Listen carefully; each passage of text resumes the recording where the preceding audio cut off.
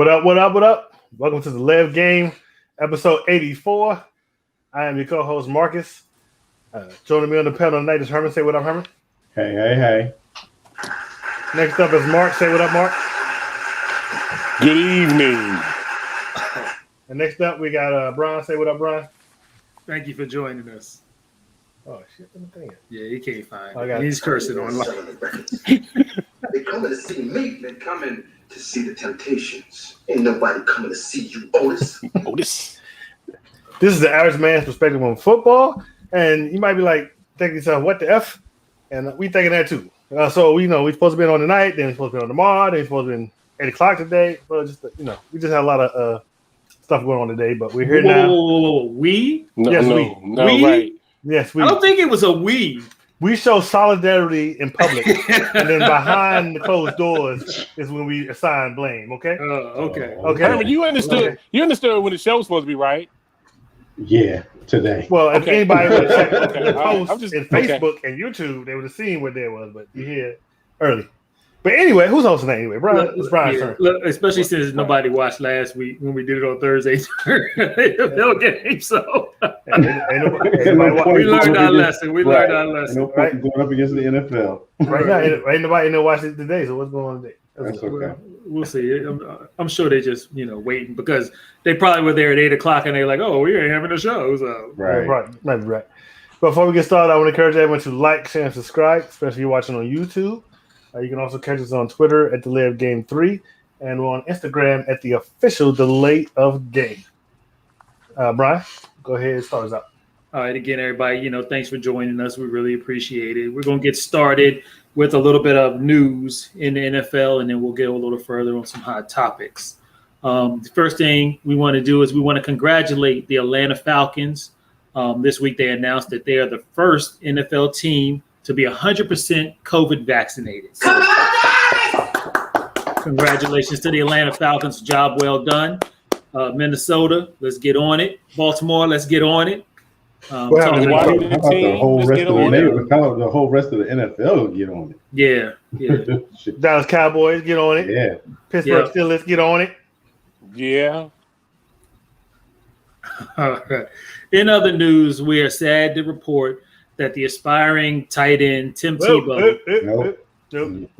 We're talking about that. Huh? We're talking Can I about finish? that. Can I finish? No, you Can I finish? No. Can I finish? No. Tight end Tebow was cut from the Jaguars this week. We will get to this a little later in the show. Okay. Jesus. I love my director. Yeah, the director just took it out of the news line, so it shouldn't have I been know, read. but I left it in there. This is my own right here, if you can see. All right. The Las Vegas Raiders announced this week that they are requiring you to show proof of a COVID-19 vaccination if you plan to attend a live game at their stadium this year, which we also applaud them on that. Definitely. I have no problems with that. You want to go to a game, be vaccinated. Yes. In injury news, the Dolphins wide receiver Allen Hurns injured his wrist, and he'll be out for 2 months. And also, Steelers wide receiver Chase Claypool injured his leg at practice and was helped off the field by teammates. We wish both of those gentlemen a speedy recovery. Lastly, the Seahawks and Jamal Adams finally came to a 4-year deal, which makes Adams the highest paid safety in NFL history. Congratulations, Jamal. That's all you get. That's all I get? That's all he get. Yeah. Why? Y'all don't like Jamal? He plays the NFC team. Right. He's a Seahawk. You think he's worth it? He's a Worth that top money? safety. He deserved it. That's a great question, Herman. No. I don't think he's worth that money either. I don't think he should be the highest paid in his NFL history. No, but I think he should have got paid. Yeah. But he's more of a a hybrid. I mean, he's more like a middle linebacker to me. Real quick, you think about it. When you think about Seattle's defense, who you gonna stop? Who you worrying about stopping? There's nobody other than him. That's it. Yeah. Yeah. Also, when they say highest paid anything in the NFL, I think they need to account for inflation. You know what I'm saying? Is he really the highest? I mean, if you count for inflation, But it's all misleading. It's the total numbers, but you really only want to pay attention to the guaranteed money. Right. That's when you're the highest paid. They can put any number they want on there. There ain't no guarantee you're gonna reach that number. So. Right. True. Very true. But he's happy. They're happy, and I'm really shocked they took this long to finally get it accomplished. Yeah, I guess they just were they up against the deadline? Was he franchised? No, I don't believe so. I don't think so. No, because they just traded for him. Oh, so this was his fifth year. Yeah. So that's why he could have played out his 5th-year option. So they took their time doing it. I guess. But you know him; he wasn't going to play. Yeah, that's what he said. But He was threatening nowadays, to hold out. I don't believe that from no player. After what Aaron Rodgers just did, nah. They can talk that smack all they want till that $50,000 fine hits every week or whatever. Yeah, that is true. That changes. Is true. Well, if I remember, he was going to hold out, but they agreed to come in and talk while he was in the camp to talk and work things out, so they were able to do that. So yeah, I get him saying I get him saying he was going to hold out, but he wasn't going to hold out. I don't believe that at all. That's just the thing. Yeah. I mean, especially nowadays. You're right. I mean, like I think the last one to really do it was the running back for the Steelers. Yeah, Le'Veon Bell, and everybody. And look how that turned out. That turned out terrible for him. Right. You know. Exactly. He lost money. He never was successful with the Jets. And then last year he got a Super Bowl ring, but he was definitely not a contributor. Not at all. And he talked bad about him on the way out. So you might be right, Herman. This may be a turn of the cheeks of these players where they talk this stuff, but they ain't trying to lose that money. Because it was something different in the collective bargaining agreement now. There is something that doesn't allow them to hold out like that, or that's how they can find them that money now. There was definitely something put into that. Marcus, are we boring you? No. No. he looked like he about ready to go to sleep. I'm listening to y'all talk. Oh, okay. I didn't know if you got the nins. All right, we're going to move on. Actually get into the nuts and bolts of what we wanted to talk about this week. So the first thing in our hot topics that we wanted to discuss was, going on right now with all the discussion of these rookie quarterbacks lately. Do you think it's better to start them right away, throw them to the wolves and let them learn on the run? Or do you think it's better to let them sit behind a vet and learn how to be an NFL quarterback and then bring them in gradually, if not, the first year, maybe the next year, like they did with Mahomes? We'll start with Sleepy on which way you think is the best way to bring in a rookie quarterback. Well, I don't think there's no one size fits all. It depends on who the quarterback is and who the team. Now let's talk about Mac. What's his name? Mac Jones. Yeah. Okay. He has Cam Newton ahead of him. You can say what you want about Cam Newton. He's still a viable quarterback. He has experience. He's been in the Super Bowl. He's been an MVP. Yeah, he can sit. Zach Wilson can sit. I mean, Mac Jones can sit. But you think about Zach Wilson. Who is Zach Wilson going to sit behind? I mean, Yeah. Who's his quarterback? It's not like nobody's sitting. Okay, you talk about, Aaron Rodgers sat behind, Brett Favre, and Mahomes. Alex Rodgers ain't no Hall of Fame quarterback, but Alex Smith. Alex Smith's not a Hall of Fame quarterback, but he was good enough. And look who his coach was.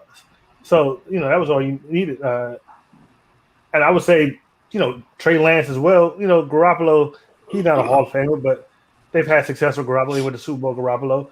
Trey Lance can sit. What's the first? Trevor Lawrence. Who's he going to sit behind? Might as well go ahead and start him. Minshew. Come on, it's Minshew. But he could still sit and learn. Not necessarily learn from Minshew, but. Well, I guess so. But you're the number one draft pick. There's a lot expected of him. He's starting day one. So I guess basically my point is, it's not a one size fit all. It's depending on who the team is and who the quarterback is. So you aren't nervous or fearing the fact that if the Jets, like you were saying, like the Jets have to start their draft pick because they don't have anybody behind him. you're not worried about him being like the last quarterback they drafted. They just got traded to was that Darnold? Sam Darnold? Sam Darnold. You know, I mean, you know, you see how he turned out. Do you think that, you know, this could be the same situation where, you know, he gets in too early, too soon, can't handle the situation, and you've wasted a draft pick? Well, first of all, it's the Jets. So I mean, your odds of succeeding there aren't that great anyway. I mean, it may change with the new head coach. I don't know, and you know, and it can't be. Zach Wilson can't be worse than Sam Darnold. Was it last year? Before last, when they playing the Patriots, and you're seeing ghosts. Yeah, he was like seeing ghosts. Can't be worse than that. I mean, like I said, it all depends on the maturity and the maturity of the quarterback, the team around him, and the coach.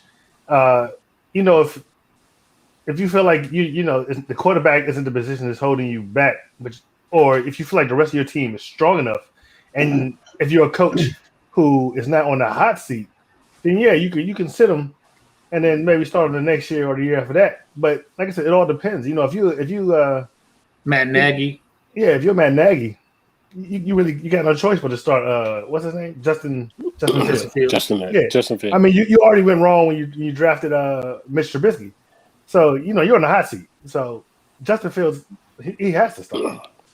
But like I said, you know, Matt Jones doesn't have to start. I think he's probably the only one that doesn't have to start. It's probably him. But the rest of them, I think, do. I don't agree with he has to start Justin Fields because as bad as Andy Dalton is, Andy Dalton's better than Mitch Trubisky. And the Bears went to the playoffs last year. They limped in. It don't matter. They limped in with Trubisky and Nick Foles. God, yeah. I mean, and Dalton is better. So, but you don't think Nagy's on the hot seat though? Yeah, absolutely. Yeah, he's on the hot seat, but he's also on the hot seat because of what he did the last time with the rookie quarterback he brought in. He didn't do what he should have done properly with Trubisky. He threw him out there kind of to the wolves, and you saw how that went. But I agree with you what you're saying about the makeup of the team and the quarterback themselves, how they graded coming out of college. I totally agree with that. It's not a one size fits all. I don't believe it's a one size fits all either. But again, when it comes to the Bears, I think Nagy actually has a choice. You know, Fields may get in later, but he doesn't have to start Fields. And I agree. Trevor Lawrence, he has to start. He's the number, you know, there's really nobody for him to learn or sit behind. I mean, he can sit behind Minshew, but he's only going to learn from watching on the sidelines. He's not going to really learn from Minshew. So I agree with you that it's not a one size fits all. It's about the situation. How's your offensive line? Can you protect this young quarterback? Can you get a good running game going so that all the pressure's not on that young quarterback? Can your defense get teams off the field? Exactly. Can your defense get teams off the field and keep you in the games so that quarterback doesn't have to drop back and throw the ball 40 and 50 times? I think that's how it boils down. If you go as a head coach, if you go into it this is what we're going to do with, you know, because he's a rookie, I'm starting him and that's that. Then if you're not looking at everything around him, you're bound to fail. So just real quick now with you guys talking about Minshew and starting the number one draft pick. Now, you know, they have a terrible offensive line. And it's going to be I think it's going to be reminiscent of the Bengals last year with Joe Burrow, where you saw Joe Burrow with all this talent, all this skill, but he was basically running for his life. And you knew it was only a matter of time before he got hurt during the season. Do you think the same situation could happen in Jacksonville? I think that's possible, but very well could. Yeah. So do you think that it would be more beneficial to possibly put Minshew out there to the Wolves? Because you're not going to the playoffs this year. You're not a playoff team. You're rebuilding. Perhaps you bring them in a little bit slower just to make sure or try to make that offensive line more solid, you know, down the road. You know, it takes time for an offensive line to gel. So. But I mean, I'll say this situation is perfect example of depending on the coaching. This is Urban Meyer's first year. That's another point.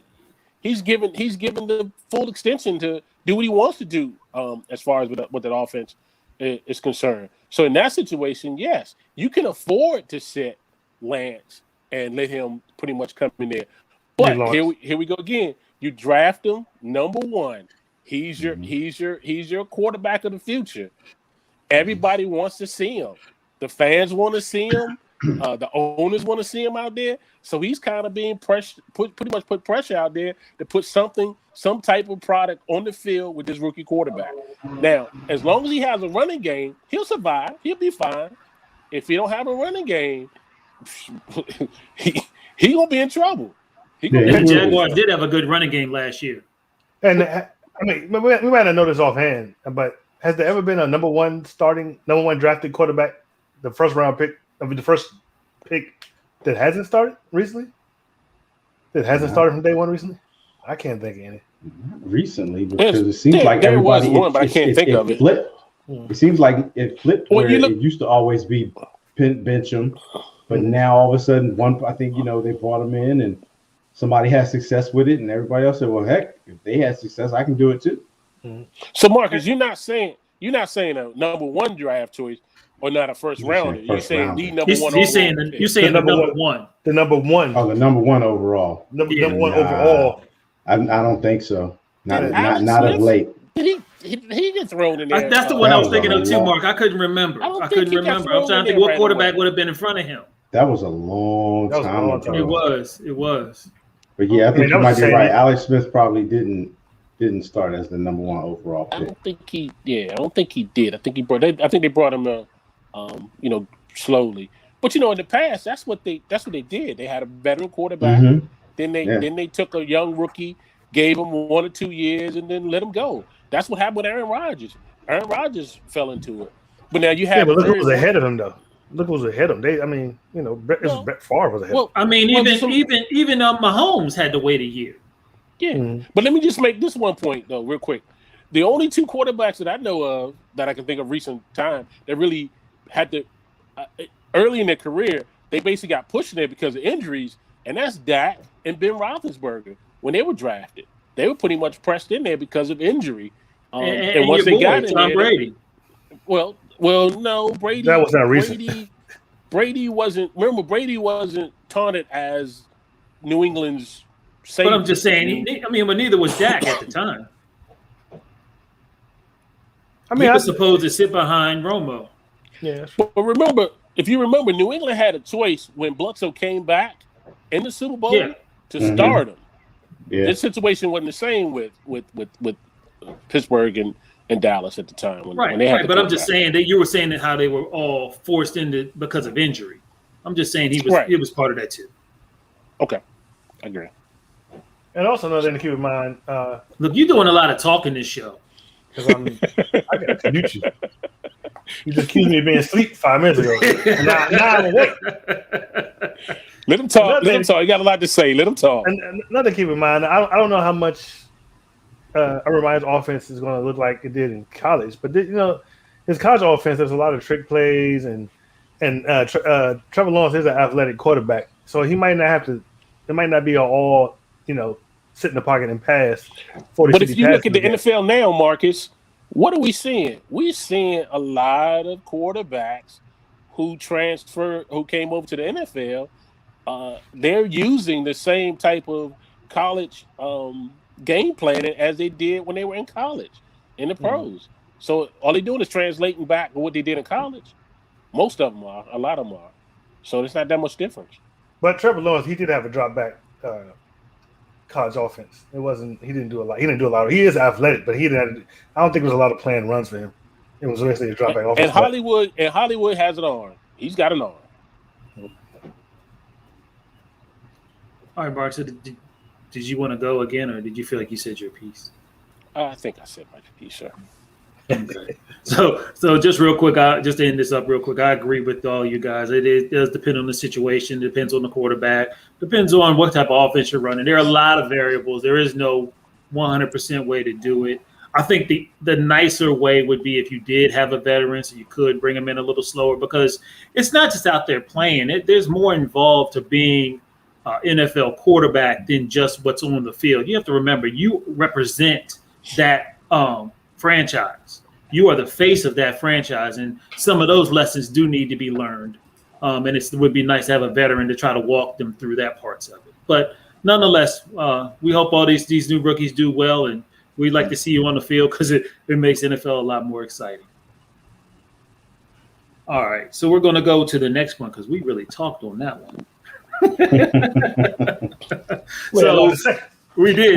Marcus had a lot to say. That's what. Long-winded dude. Well, accuse me of being asleep again. So the next topic we're going to talk about is kind of on the same lines, where we're kind of concerned or have some questions about first-year head coaches. So which of the first-year head coaches are in the best position to succeed in 2021? So we have Brandon Staley, who just took over for the Chargers. We have Urban Meyer, who we just spoke about with the Jaguars. We have Arthur Smith, who was the offensive coordinator for the Titans and is now with the Falcons. We have Robert Saleh, who was the defensive mind in the San Francisco and is now doing the Jets. We have Dan Campbell, who likes to bite on knees. And then last we have some guy named Nick Sirianni and David Culley. Sirianni's with the Eagles. Culley is with the Texans. I mean, I'll be honest, I don't think that either one of them are going to be in the conversation. I think they both took over dumpster fires, and I wish them the best. In my opinion, I actually think that Brandon Staley has the best opportunity to be successful. He has the not the rookie anymore, but the second starting rookie of the year as a quarterback. He also has his hopefully starting safety that's going to play this year. I think that they are in a tough division, but I think that they can compete. And I like the Chargers with Brandon Staley. What says you, Herman? Yeah, looking at this list, I was like, that's how come they get the gigs, because the team suck. Yeah. I think I would go with Arthur Smith with the Falcons. They had a pretty good offense last year. You have a veteran quarterback there, so him learning his system shouldn't be anything too complicated. I think the Falcons' biggest thing last year was their defense just couldn't hold up, and they blew games because of that. So I think new head coach. I think they become instantly competitive for the division, especially because I feel like the Saints are going to regress. So I feel like Atlanta's chasing Tampa at this point. So who's Atlanta's running back? Did they draft? That's the only thing I don't know. I don't know. I don't know who their running back. They got Julio. They got another.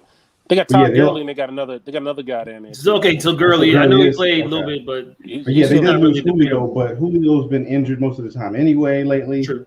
I think that, and Calvin Ridley had already stepped in. And they drafted a dynamic wide receiver. Mm-hmm. So yeah, I think it's Arthur Smith. Like I said, in my opinion, they're right there second. I'm gonna put them second in the division because I don't believe in New Orleans. When you lose a Hall of Fame quarterback, you don't just plug in somebody and then their top receiver is going to be down for the first couple months of the season. So I'm going with Atlanta. All right, Mark, what do you think? Surprisingly or not, I'm actually going to jump off the San Diego board or the Atlanta board because I can understand where you're coming from that. But I'm going to take Dan Campbell and the Lions. I knew he was going to say that. I knew he was going to say that. Drinking that Kool-Aid. I knew he was going to say that. I want you to listen to this. I don't want to hear it. Dan Campbell played in the NFL, correct? He played tight end for New Orleans. He played tight end for the Cowboys, played tight end for the Giants. He was on the Saints squad when they went to the Super Bowl 2012, but he got injured. This dude he's got some player experience on his side. I think they're gonna rally around this guy. You heard me say it. Patricia didn't have no turds. He didn't leave no turds on his team. You know that, right? You heard him. I think they're gonna rally around Dan Campbell. Now, whether he have a long-term success is a whole different story. But I think immediately, he get this team fired up. You got Goff, who's been to the Super Bowl before. You got some talent around him. I think this team is gonna step up for him in this first year.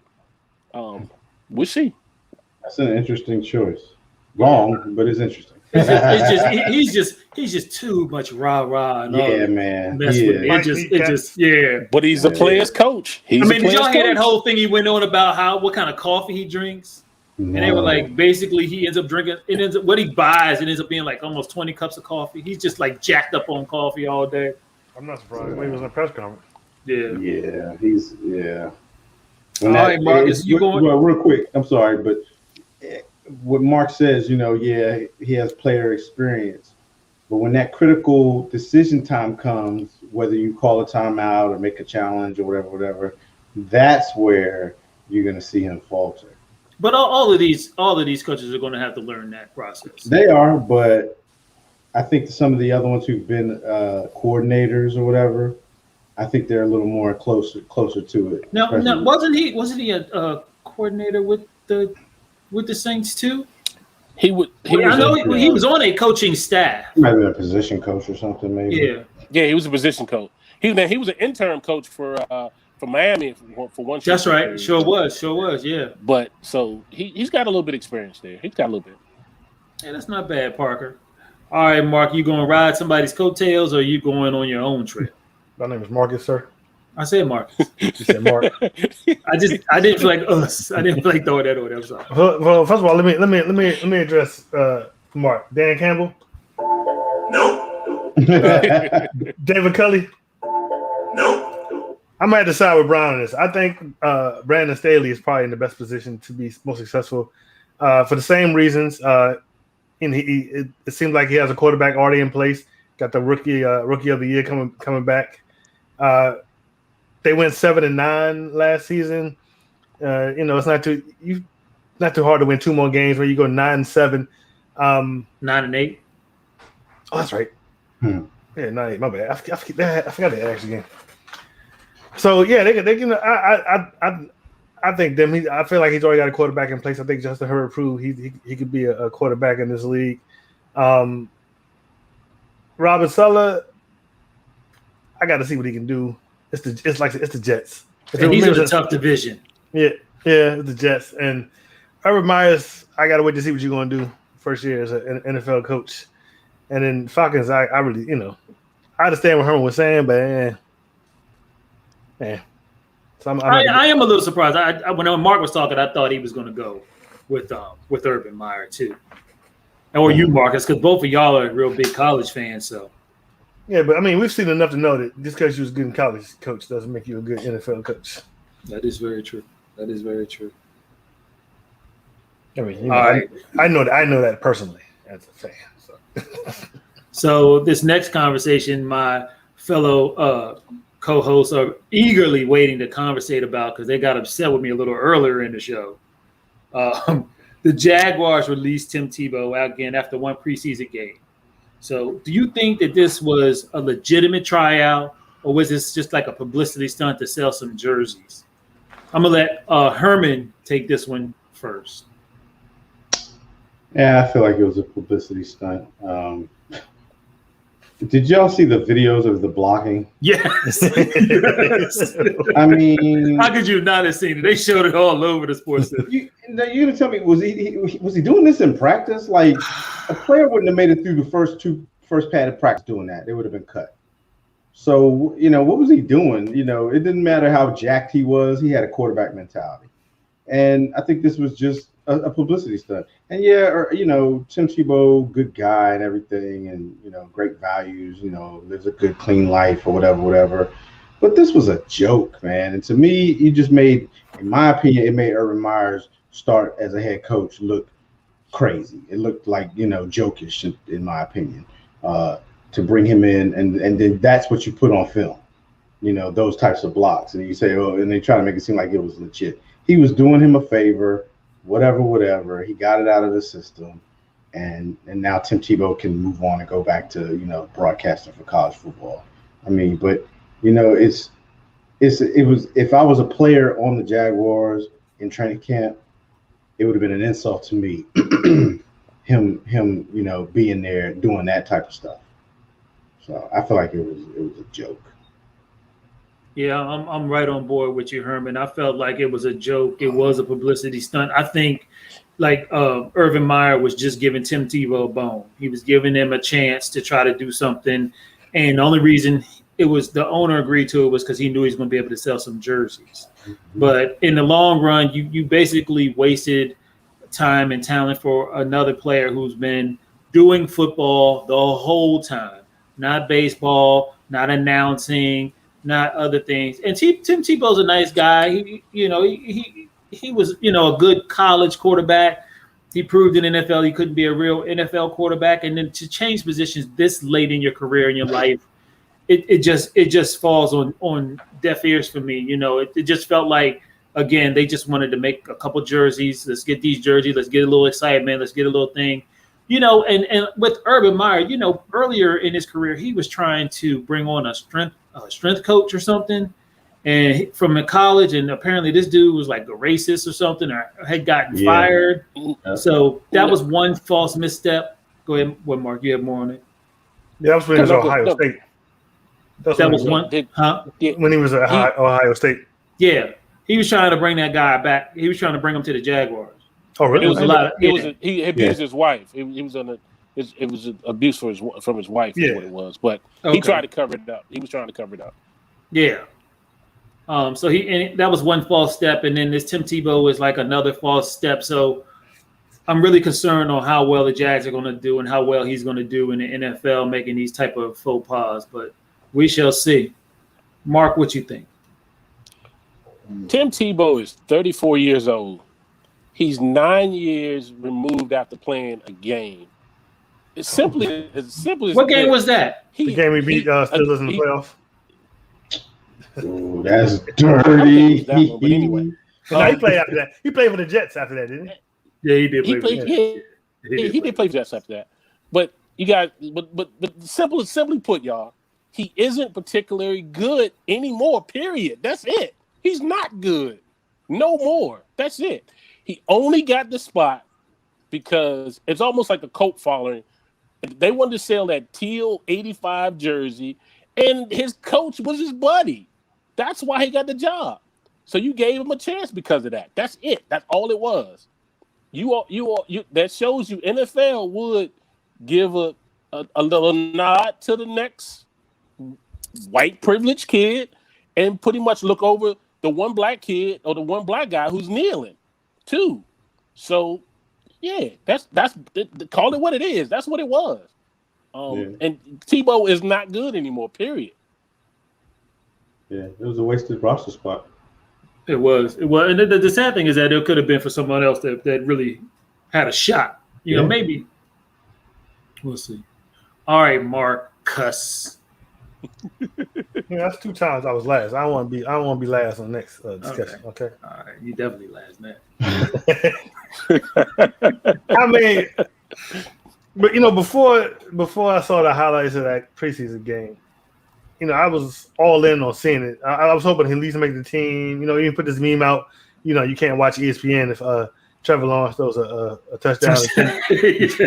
Like, don't even watch ESPN for a week. That's all they're going to be talking about. I thought he got the. I thought he did get the chance. It was simple nepotism. Urban Meyer was. They're close. From what I heard, he's almost like a son to him.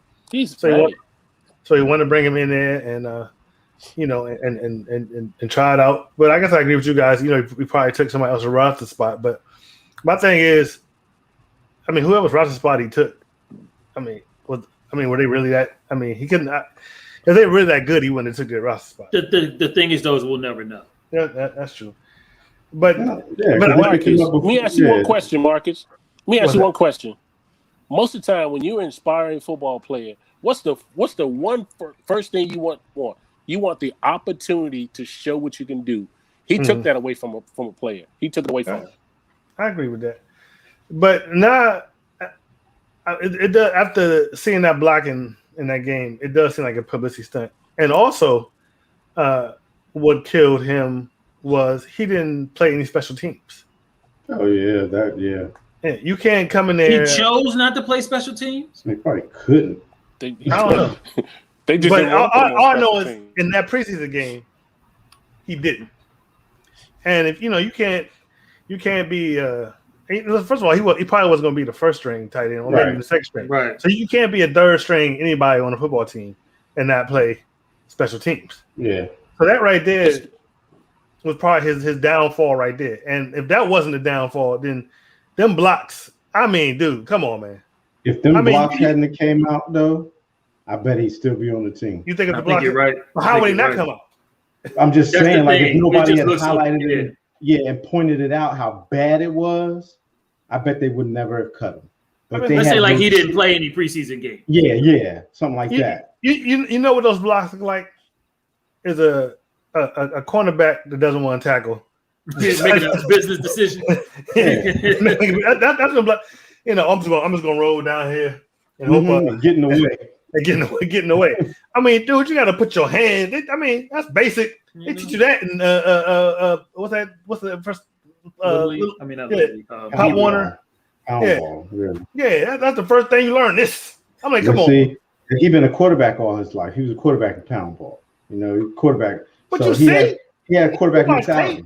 Yeah, quarterback mentality. He didn't want none of that bump.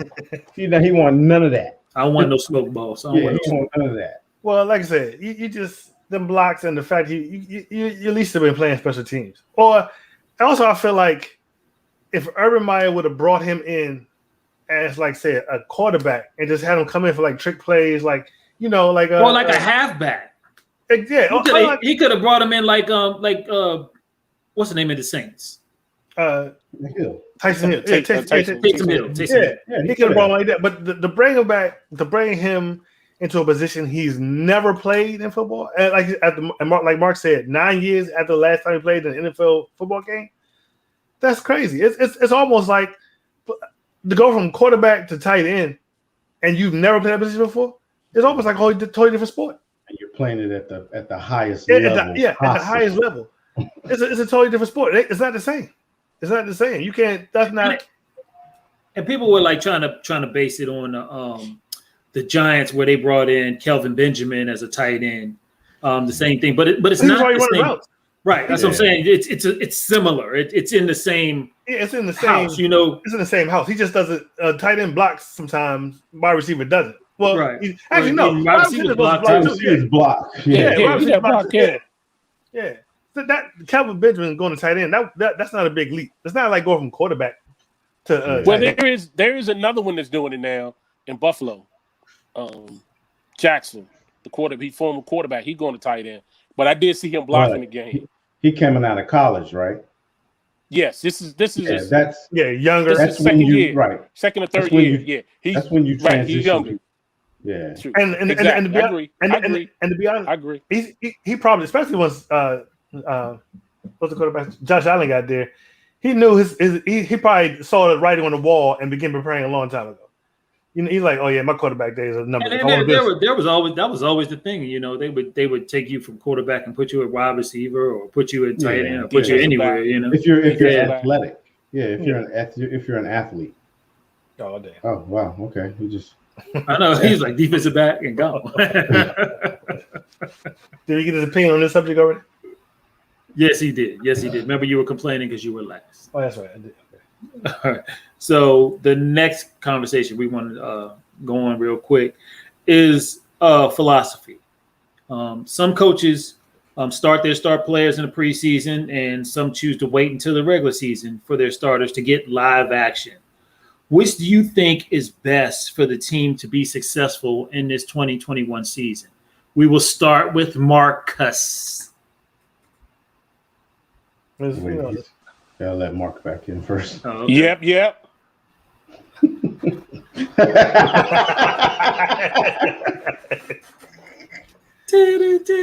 So I'm gonna have to go back to what I was saying on the first subject. I don't believe one size fits all. I believe it's who the players are, who you got coming up, what exactly you're trying to see. I don't think one size fits all. So let's talk about Dak coming back from an injury like that. First of all, he wants to play, and you want to see him in some real time, action. Stop shaking your head, Herman. I'm not saying I would play him a lot, but I would play him enough, I would monitor his reps like they've been doing in just on the training field, on training camp. Monitoring his reps. But plus he wants to come back, so you want to see that. I would pretty, depending on who the running back. If you got a star running back, no, he doesn't have to play. I think that's been proven time and time again. So you don't think that Najee Harris should be playing with the Steelers? No, he's rookie. I'm talking about but he's going to be their star running back. But he hasn't done it. I'm talking about an established star, not what we hope going to be. But it's different for a running back. You did see how the Steelers could not run the ball last year. So there are a lot of hopes and dreams in Pittsburgh that guy. Brian, it's different. That's for a running back. He should play in the preseason. I'm saying if it was an established running back, he's already a star, that he probably doesn't need to. Yes, Najee Harris needs to because he wasn't there last season. This is his first year as starting. But like I said, I don't think one size fits all. It depends on your coaches, your team, who we're talking about. And let's be real. Once you're an established star and you've got a few years on you, you can pretty much call your shots. Like, yeah, I'm not trying to do that much this season. Especially the older you get, it's harder to your body's not what it used to be. So you don't want to get that many starts in preseason.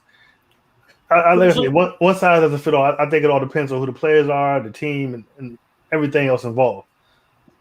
So real quick, I'm just going to ask you this real quick, and then we're going to go to Herman and Mark.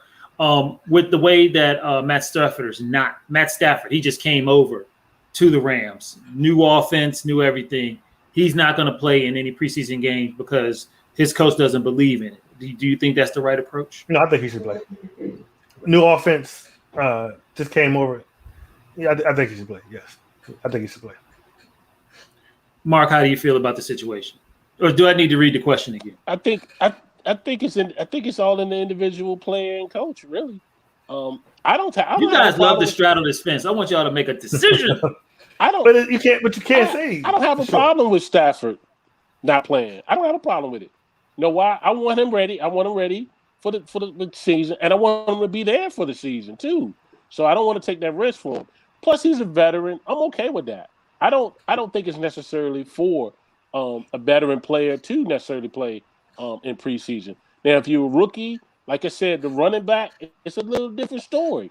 Most running backs have to build up a rhythm, get a certain routine down, and all. So this helps in the preseason. You don't work them as long in the game, but you also give them reps and get them used to the contact. But I don't have a problem with not playing my star player in preseason at all. I want them there for the season. So with the quarterback, you don't think that the fact that they don't have the offensive line has to listen to a different cadence. It has to hear what the cadence is going to be in the NFL. The running game itself, just the way he hands the ball off to the running back thing. You don't think those things are important to try to get down to the nitty gritty in the preseason? You don't think that Stafford needs to do that at least a little bit just to get it in game time instead of just against his own players? That's what practice is for. But that's against his own players. The players know what they're doing. I mean, it's different when it's live. It's different when there's players. When it's another team. Well, my belief is in the beginning of the season, most offenses are ahead of the defense. It takes the defenses most of the time 3 or 4 games to catch up. I think they've already got the upper hand on offense as it is now. I don't think it's necessary, not from a veteran. And I got one. So in that scenario you just gave. Good chatty, Kathy. We ain't gonna have this. Excuse me of being asleep, so I'm waiting. So that scenario you just gave about Matthew Stafford handing the ball to the running back. You don't think Matthew Stafford knows how to hand? Who you think needs to practice, the running back or him? He knows how to hand off. They need to practice together. He knows what he's doing. He does, but he knows how to handle. If anything, the running back, especially if it's a rookie or second year or third year start running back, he the one needs to know how to get the ball handed to him. You know that they practice the handoff from the center to the quarterback a lot. Okay, I know. And the center knows how to hand up. The center knows how to pitch the ball back to the quarterback. All I'm saying. I mean, but it's a repetitive thing. It's still a practice. You go over it. Do we really think Matthew Stafford knows how to hand the ball off to the running back? I think that he needs to learn how to hand it off to his new running back. Herman, give me some common sense on this conversation. I don't like the way Herman looking so smug right now. Why am I looking smug? Because you looking real smug right now. I was talking like you just about to shoot down everything we just said. I don't like that look. No, I'm gonna give you my opinion, and my opinion is that veteran players do not need preseason. Veteran quarterbacks do not need preseason. It doesn't matter if they're new to a team. They're taking all the reps in training camp. You're not doing anything that you're going to be doing in a real game in preseason. You're running this vanilla crap. You're doing actually more scheming and planning stuff in practice than you are in a preseason game. And in my opinion, first round rookies don't need it either. These are the cream of the crop coming out of college. If I draft a running back as my first round running back, he's not playing in the preseason. He knows how to be tackled. He knows how to run through the whatever hole. You know what I mean? He knows how to run a play. He doesn't need preseason. The speed of the game, yeah, it's a little bit faster. But again, he's the cream of the crop. So he doesn't need to be out there, in my opinion. And again, you know who start if they're veteran players, you know if they're going to be on your team or not. They know what they're going to be doing. Dak don't need to go out there and practice in no preseason game. He's been away from the game for almost a year. So his body is nicely rested. But the game ain't changed for him. He's a 5-year veteran now. He don't need to go out there coming off an injury to get the rust off. You've been doing that in practice all training camp. It's crazy to me. I think you risk losing. How many times have you seen a key player to a team get a catastrophic injury off a preseason game? That's how Dak got his job. Right. What is the point? Think about that. If Romo had never played that game, we don't know what would have happened. We don't know if we ever would have had Dak. You don't know what Dallas would have did that year. Why was Romo out there? He's your veteran starting quarterback. Coming off an injury. A back injury. It's not worth it. If I'm going to lose one of my guys, I want to lose him in a game that means something, and then we're going to roll from there. So as the head coach, how do you denote that? Because you're going to have to put some starters out there. Some starters are going to have to play. Your team's not big enough for everybody not to play. Yes, it is. In the preseason, it is. No, it's not. Yeah, yes, it is. No. You got over 90 guys out there. Yeah, 90 guys out there. They was talking about it on the day. Like Keyshawn Johnson was saying that Parcells made him play. He was playing with like the 3s and the 4s because they had to have some wide receivers out there. No, that is 100% false that you do not have enough players right now, because unless somebody gets hurt in a game. Well, then again, I don't. That last piece of the game might not. Yeah, maybe the last one. No, that's not true. How many quarterbacks are on these rosters now? Hold on, real quick. 3. So you're not starting. So you're down to 2. Okay, and a quarterback can't play a whole game if they don't. What if he gets hurt? Like the other game, somebody got hurt. Love got hurt for the Packers. Green Bay. Yep. But that's different. Green Bay. Then you bring in a third guy, and he better not get hurt. And if he does, go ahead. It's a preseason game. He'd be like, "Well, we just forfeit. We're going home now." Yeah, exactly. I don't think they let you do that. But go ahead. I'm not playing my starters to have enough people to play a preseason game. It's not gonna happen. Sorry, Mark. The time when Keyshawn played, I don't think they had the full roster they do now. They might have had less guys more than anything else. I think now they were able to have more guys. How many guys they started with? Don't they start with like 75 or 80 guys? But my thing is this. Yeah, it's like something like that. My thing is this. If you have a full offense and a full defense, and you have basically 3 strings, you have your starters, your second string, your third string. Unless you just having a really bad game, you should be able to make it through the game with your second and third string players. You don't have to play your starters. There's no way you're going to run out of players. That doesn't seem logical to me. Okay, so this is a while ago. This is 8 years. I don't know. So I can't find recent, but 8 years ago, you could bring 90 players in the camp. And then the first cut. I think that's still the number. And then the first cut down is then the 75. And the second is the 53. Yeah. And we only did 1 cut, so. But think about it too. They're only playing 3 preseason games now this year. It's less games. Yeah, and the players don't even want preseason. That's not the veteran. Well, that's not true. Yeah. The ones the rookies and the ones that are on the bubble. Yeah, the free, Yeah, all the more reason why. Look, the tight end that didn't get to play with Tim Tebow, he won. Right. But look, that's all the more reason why not to play your starters and your veterans, because you get to evaluate the rookies and the bubble guys more if you give them more playing time. And if the other team does play starters, you'll get to see them up against NFL caliber players, and you can really make better judgment on their talents. So for me as a head coach, I wouldn't play my starters. I just wouldn't. I disagree. I would start if I had a head coach and I was running a team. I would let my starters go out there. I would let them play. I would let them get into a real game time decision. Well, as close to a real game as possible. I want to hear the cadence. I want to see the offensive line mesh together. I want to see all these things going on. So I don't see anything wrong with it. I'm not going to bubble wrap my team. I'm not going to be terrified. Either if it's going to happen or it's not going to happen. It's going to happen the first game of the season. Either way, he's still going. So I'm gonna let him play. Maybe not like a long time, maybe a quarter at the most. But I do want him to get some live action in an NFL game before we go to the regular season. Yeah, 1 quarter, you're not getting anything. Sure you are. And there's no, you're not even game planning. You can get more from a scrimmage against another team. I mean, that ain't true. You know, Pittsburgh blitzes on preseason games. They were blitzing on that game, all the more reason why I'm not going to have my starting quarterback out there. I'm saying y'all offensive line better pick up the blitz. It's a good time. It's a good time to go out there and practice. I mean, what's the name? Washington tried to kill Cam. Yeah, they did. Was it Chase Young? Yeah. He tried to kill Cam, Young. but hey, I don't know who that left tackle was they had lining up over there, but. Well, now you know, hey, he ain't my left tackle. But look, you wouldn't have found that out till the first game of the season. No, but look, you don't have to put your starting quarterback out there to find that out. He can, let Chase Young kill the backup. Shoot. So you think it's okay to make the starting offensive line play, but not, and then let your quarterback can sit? No. So then you wouldn't have known that. Starters, though. Then you wouldn't have known that offensive tackle. You would know in practice what that.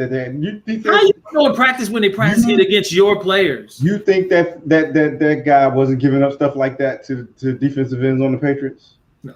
Yeah, he was. Probably. You think Tim Tebow wasn't blocking like that in practice? Exactly. I think he was probably an excellent blocker in practice. Oh, I bet man, they probably never even called anything. This dude is so drunk he's dropping cups on the show. First of all, I'm not drunk.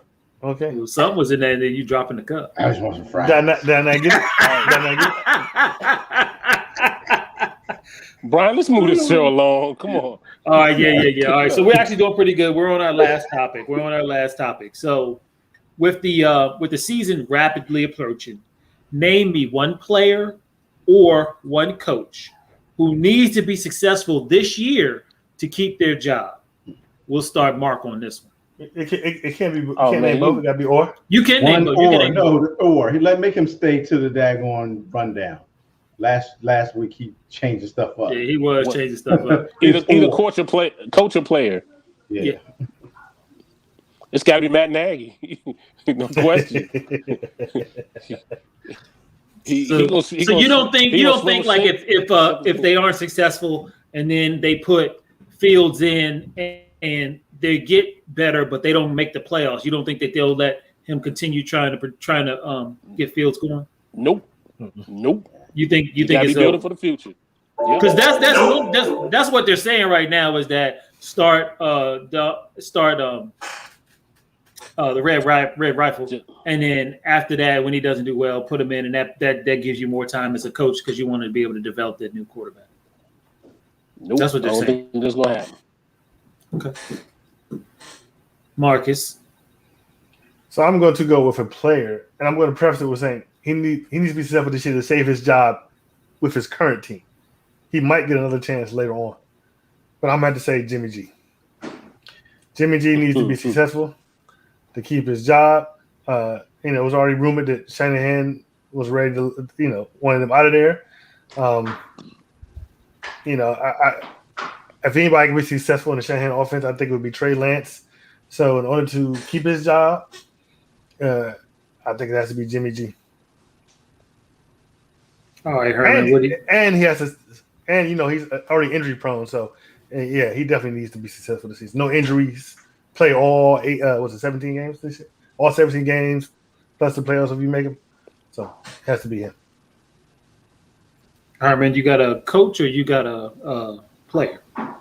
I'm gonna go with a coach, and that coach is Mike McCarthy. I knew he was going to say that. You know, I'm just seeing some things. Jerry Jones is now starting to face his mortality, and I think he's about to get desperate to get another ring. You know, McCarthy is way too much talent on that offensive side of the ball for them not to be successful. If the defense, and Jerry has said it himself, if the defense is just a little bit better, just a little bit better, there's no reason they can't succeed. And I think Jerry is getting really impatient. You see how he made up with Jimmy Johnson, just out of the blue. You know, things are better between them two now. There was an article I read that Jerry talked about if anybody was, you know, could be a GM for the Cowboys, it could be Aikman. You know, Jerry's just saying weird stuff out of his mouth now, and you know, it's McCarthy. You know, he's a Super Bowl winning coach from the past, and last year he came in and laid the biggest egg. Granted, Dak was out, but there was no reason for that defense to look the way it did. And you gonna blame the defense on him though? Yeah, you're the head coach, so you're ultimately responsible for everything. And he gets blamed. He gets blamed for it. That defensive coordinator, that was his boy. And he let him run that defense straight into the ground. I mean, you know, it wasn't good before they got there, but it damn sure wasn't that bad. We was about to set records last year. Yeah, that's bad. So I think it's Mike McCarthy. I think his job is he's on the hot seat. Yeah, Herman. See, I thought that you and me was on like the same page, one on time, because you came out with Mike, but you used the wrong last name. It's Mike Zimmer for the Minnesota Vikings. This was the one coach that you should have said. That was you see me lean forward. Hey, you see me lean forward. Yeah, you said Mike. yeah.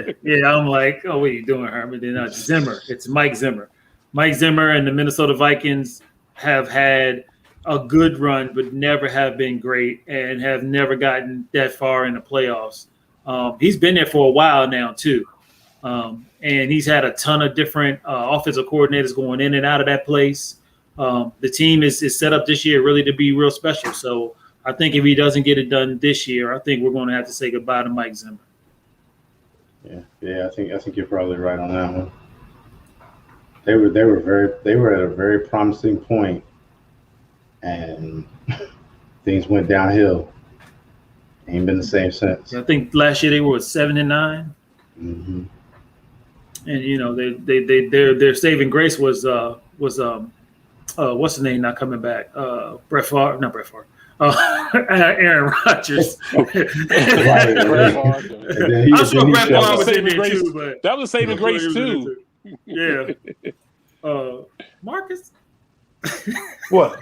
You alive? What I do? Oh no, you like you cleaning your teeth or something. What you doing? Cut it out. All right, guys, y'all did a good job. This was a good show. I think we probably coming back again next week, and this is probably when we'll probably start our predictions. AFC. Yeah, we'll do the AFC next week, and then the following week NFC, and then that following week will be the first Wednesday before the first Thursday night game with the Cowboys and the Bucks, and we'll have to start telling y'all how to make some money. Time to start predicting games. All right, so we're gonna. Somebody's washing dishes. I love this show. Hey, it's just we're natural, man. You know, we are. What do you call it, Marcus? The what? Average man's perspective. Average man's perspective. That's it. Average man's perspective. Yes. In average houses, well, except for some of us.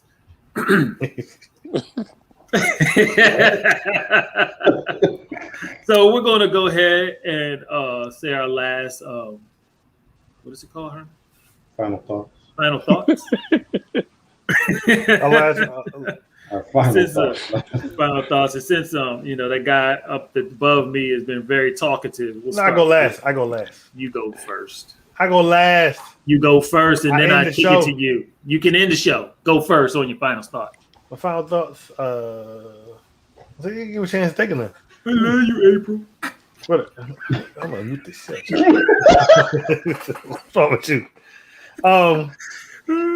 What my final thoughts? I ain't got nothing really. Nothing about the season or excitement. I mean, I'm excited. I tell you what, Marcus, we'll come back. Madden 22 came out. Go So what? Go get on that. Hey, we about all things football. I'm not gonna. I probably not gonna get it this year. I'm waiting to get that PS5. That's what I'm like. That's why I ain't get it because I ain't got a PS5. Yeah, probably ain't changed anyway. Which you can't find. Still can't find. No. That's my final thought.